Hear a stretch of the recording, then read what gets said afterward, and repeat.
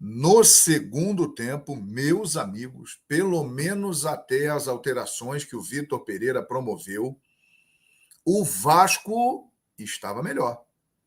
O Vasco foi melhor no jogo. Mas teve jogos também que o Flamengo jogou melhor e merecia a melhor sorte e acabou dançando, né? O jogo do Del Valle no Maracanã, no primeiro tempo o Flamengo jogou com volume para fazer pelo menos 2 gols. Não fez os gols, foi marcar um gol nos acréscimos, perdeu nos pênaltis.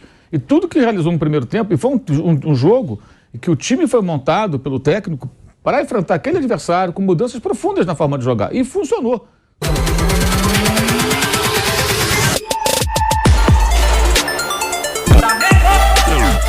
Salve, salve, nação rubro-negra! Depois de uma vitória contra o vice da Gama, estamos aqui de volta trazendo mais um vídeo especial para vocês.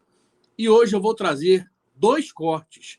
Um é o Mauro César Pereira, no programa da Jovem Pan Esportes, passando pano no seu Vitor Pereira. Eu não sei por que o Mauro César, eu gosto muito dos comentários dele, mas tem passado pano direto no Vitor Pereira e eu, sinceramente, não concordo com isso, não. Você vai ver aí nesse vídeo. E também você vai ver o João Guilherme no canal dele falando a respeito da final entre Flamengo e Fluminense e desse jogo onde o Flamengo ganhou do Vasco. Mas antes disso, eu peço a você que não se inscreva no canal, dá essa moral pra gente, valeu? Ativa o sininho de notificação, deixa o seu like e compartilha o nosso vídeo. Vamos lá, vamos assistir, daqui a pouquinho a gente volta. Olha, mais uma vez vimos uma situação no time do Flamengo que vem se repetindo. O Flamengo foi melhor no primeiro tempo do que no segundo. No segundo, a equipe caiu muito de produção. No primeiro tempo, tivemos um jogo equilibrado, o Vasco conseguindo confrontar com o Flamengo, né? O Flamengo fez 1-0 com o Pedro. O Campazzo, né, que é um cara que em pouco tempo já se tornou um personagem aí da história de Flamengo e Vasco, porque no jogo anterior ele deu aquela entregada para o gol do Pedro. Hoje ele fez um gol a favor do Vasco e cometeu um pênalti no Matheus França, sendo um jogador decisivo para o resultado no Maracanã.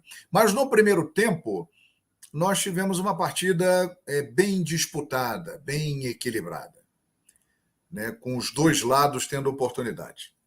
No segundo tempo, meus amigos, pelo menos até as alterações que o Vitor Pereira promoveu, o Vasco estava melhor. O Vasco foi melhor no jogo, até o momento que aconteceram as alterações.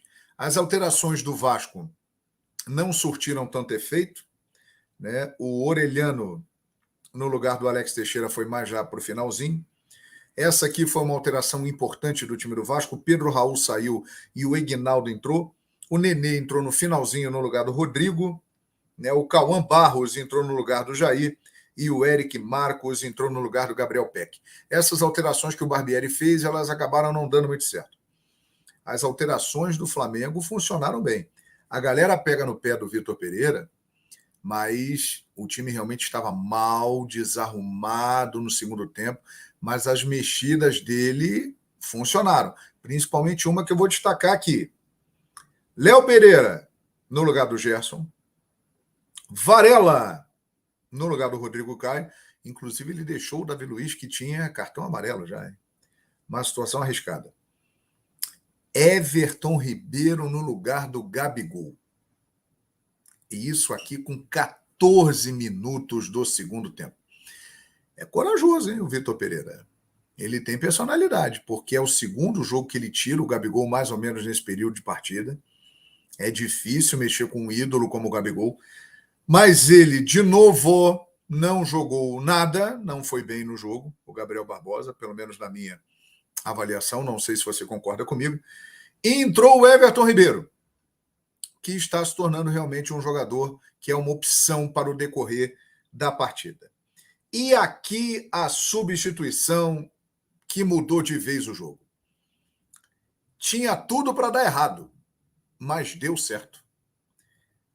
Arrascaeta saiu e entrou Matheus França. Reta final do jogo. Ainda tivemos a entrada também do Vidal no lugar do Everton Cebolinha, que se esforçou muito para fazer aquele papel ali de ala pela direita. Mas esta alteração aqui, Arrascaeta no lugar do Matheus França, foi quem definiu a partida. O garoto Matheus França entrou e mudou o jogo. O Everton Ribeiro entrou bem, o Léo Pereira entrou bem, mas quem decidiu o jogo, que estava complicado, foi o Matheus França, participando bem de jogadas, sofrendo o pênalti que o Pedro cobrou e colocou o Flamengo em vantagem. Então, mérito para o Vitor Pereira, né?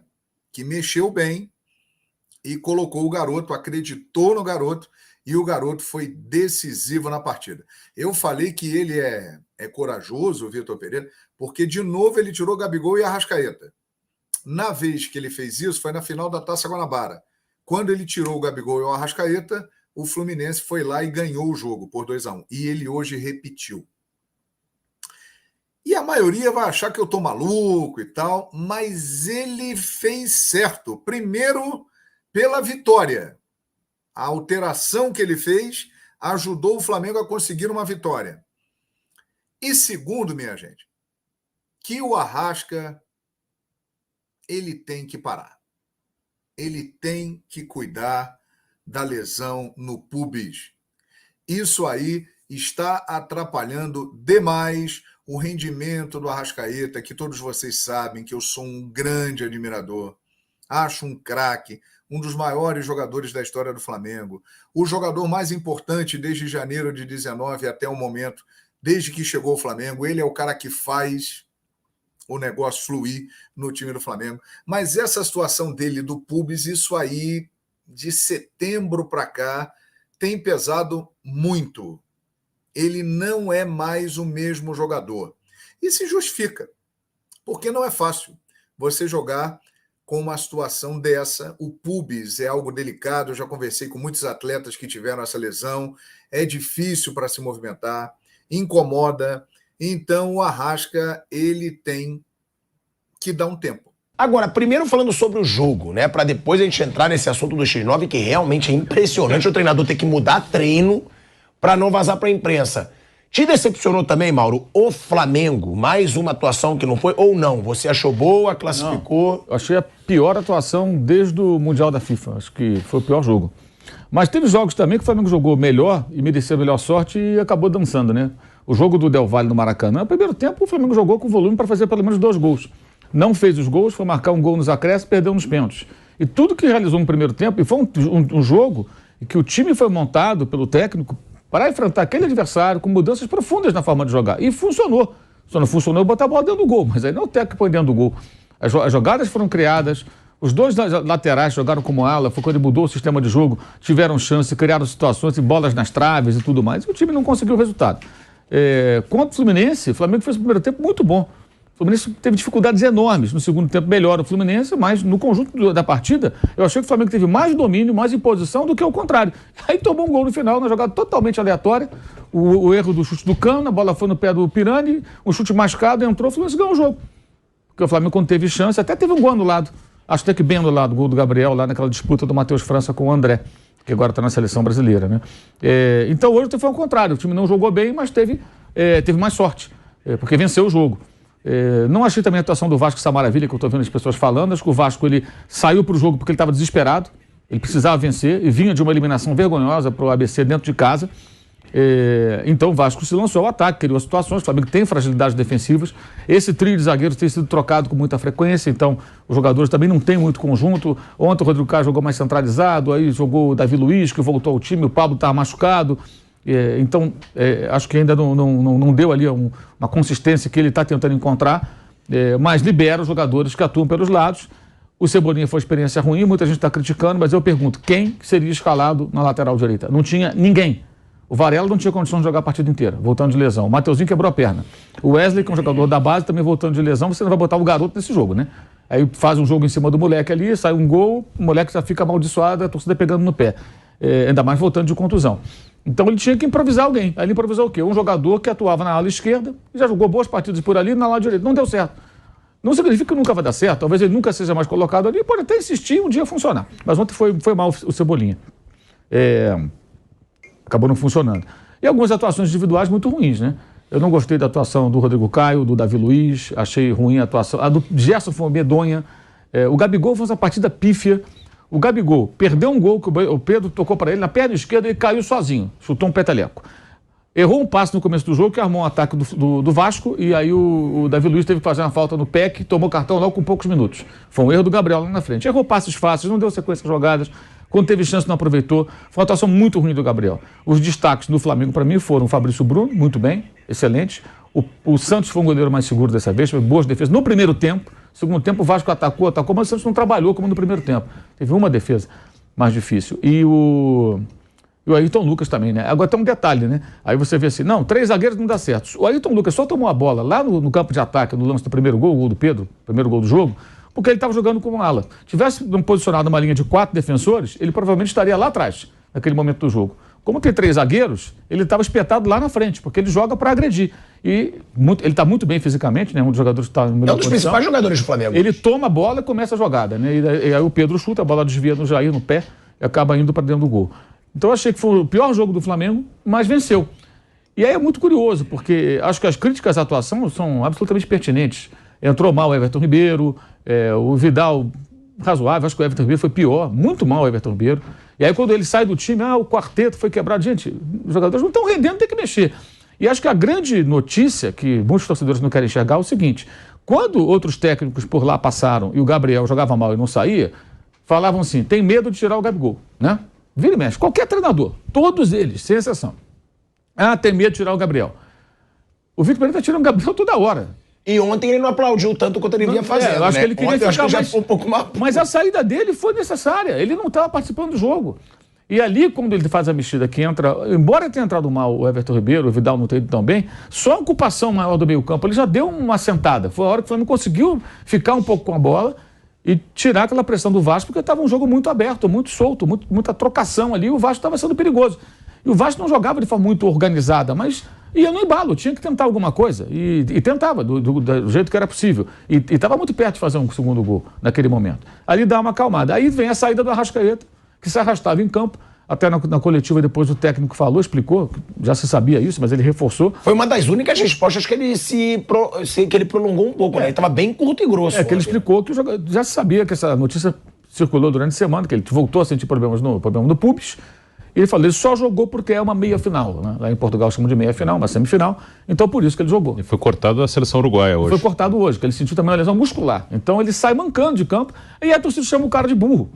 E ele bota o Matheus França, que tem entrado muito bem e é um jogador que ele está recuperando. O Matheus França, eu falei já isso aqui antes, ele é muito bom, é muito talentoso, muito promissor. Já teve proposta de 20 milhões de euros, sei lá, do Newcastle. O Flamengo não quis vender. Mas acho que ele deu uma deslumbrada. Em campo você percebia um certo ar blasé em certas jogadas e tudo. Aí ele perdeu espaço. O Matheus Gonçalves, que é mais novo que ele, começou a jogar. E o que eu soube é que foi uma conversa com o jogador. Eu falei, cara, você tem que treinar, se dedicar e tudo para ganhar teu espaço. E o moleque parece que entendeu, renovou até o contrato recentemente. Você vê como ele jogou contra o Fluminense. Ele saiu de campo, depois de um jogo intenso. Ele que rouba a bola do André, no gol anulado, e ele rouba a bola ontem do Rodrigo, que estava ganhando todas do Arrascaeta no físico. O Arrascaeta não conseguia disputar uma bola com todo o seu talento. Não adianta você ter... Eu sempre digo o seguinte... Jogou bem o Rodrigo do Vasco. Jogou bem até aquele momento. Que aí vem o Matheus França, ganha dele no corpo a corpo, que também é forte, descansado, arranca pro gol, sofre o pênalti, o Flamengo faz o segundo gol. Então a mexida foi fundamental. E as mexidas anteriores, mesmo entrando mal os jogadores, deram uma acalmada, que o Flamengo ocupou mais o meio campo, conseguiu ficar um pouquinho mais com a bola, porque o jogo estava assim, perde e ganha muito grande, o Gerson, um desastre. Teve uma jogada que o Gerson errou, assim, bizonha, que o Aguinaldo recuperou a bola, arrancou e foi sofrer a falta perto da área, e ele foi reclamando. Assim, a atuação do Gerson foi uma coisa assim, pavorosa. E ele também saiu substituído. Então, ontem o que a gente viu foi assim, a torcida, em algum momento, parte da torcida, pegar no pé do técnico e tirou um jogador que não tinha condições. E isso também vai muito em função de uma crendice que alguns defendem, que é assim, não pode tirar o craque do time porque ele pode decidir a qualquer momento. Galera, eu não estou entendendo por que o Mauro César está passando tanto pano no Vitor Pereira. Ele que é bem crítico, né, em relação aos técnicos brasileiros, tem passado pano direto no Vitor Pereira. Sinceramente, eu não passo mais, tá? Eu que era a favor da continuidade do VP, hoje já não sou mais. O Flamengo não mostra evolução nenhuma. Pelo contrário, o time está regredindo. E você viu também o João Guilherme colocando aí as impressões dele em relação ao jogo de ontem e ao Fla-Flu, a grande final do Campeonato Carioca. O que você pensa disso? Deixe o seu comentário aí, valeu? Dá essa moral no nosso canal. Peço a você, antes de sair, se inscreva, deixe o seu like, que é importantíssimo para a gente, ativa o sininho de notificação e compartilha o nosso vídeo. Saudações rubro-negras, isso aqui, ó, é Mengão, hein? Vitor Pereira, já deu, hein?